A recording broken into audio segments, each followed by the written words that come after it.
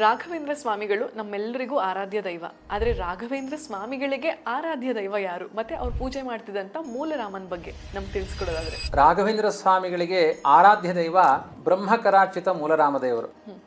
ರಾಯರ ಮಠದಲ್ಲಿ 3 ರಾಮದೇವರು, ಒಂದು ಬ್ರಹ್ಮಕರಾರ್ಚಿತ ಮೂಲರಾಮದೇವರು, ಇನ್ನೊಂದು ಮಧ್ವಾಚಾರ್ಯ ಕರಾರ್ಚಿತ, ಅದು ಶಿರಪಾದಗಳಲ್ಲಿ ಸುದರ್ಶನ ಇದೆ, ದಶಾವತಾರ ಪೀಠ ಇದೆ ಅಂಥ ಒಂದು ದಿಗ್ವಿಜಯ ರಾಮದೇವರು, ಇನ್ನೊಂದು ಜಯತೀರ್ಥರ ಕರಾರ್ಚಿತ ಜಯರಾಮದೇವರು. ಅಂದ್ರೆ ವಿಶೇಷವಾಗಿ ರಾಮಾರಾಧಕರು ರಾಘವೇಂದ್ರ ಸ್ವಾಮಿಗಳು. ಒಂದು ಉರುಟಾದ ಪೀಠ ಇದೆ ರಾಮದೇವರಿಗೆ, ತ್ರಿಭಂಗಿ ಅಂತ ನಿಂತಿರುವ ಶೈಲಿ ತುಂಬಾ ನಯನ ಮನೋಹರ.